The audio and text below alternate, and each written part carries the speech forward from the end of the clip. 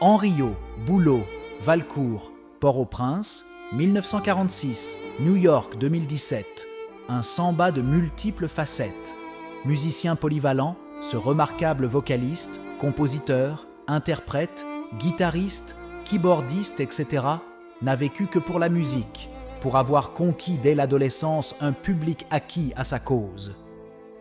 Il débuta avec les Gilbretteurs, petit groupe de quartier, et à 16 ans intégra l'ensemble de Pépé Bayard.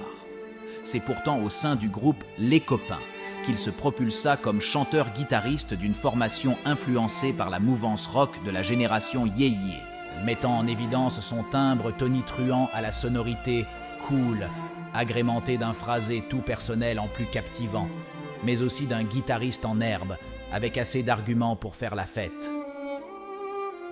Il n'avait alors que 17 ans, et, avec quelques amis, il initia ce groupe qui devait animer les chauds samedis d'adolescents en délire au Rex Théâtre.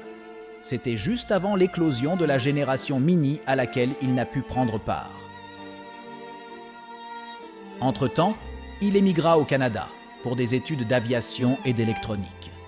C'est là où, fasciné par le jazz de George Benson et le soul de Wilson Pickett et de James Brown, qu'il rallia le groupe Caraïbes de Émile Vollel, lequel expérimentait des paramètres fusionnés. Quelques années plus tard, il s'installe à New York pour la reformation du groupe Ibo Combo, en compagnie de Gaggy Despestre, José Tavernier, Réginald Policard, les frères Larac, etc.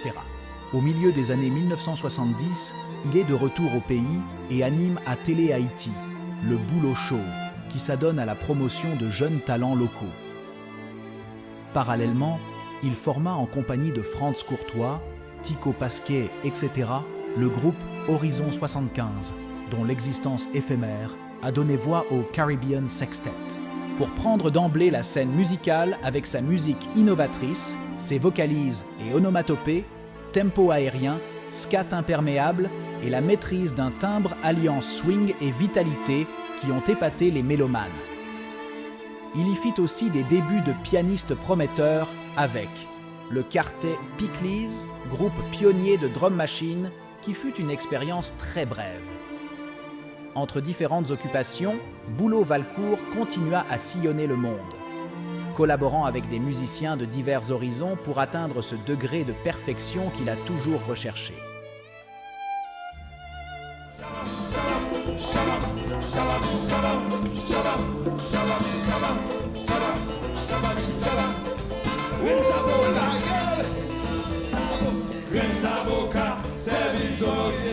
Emballage,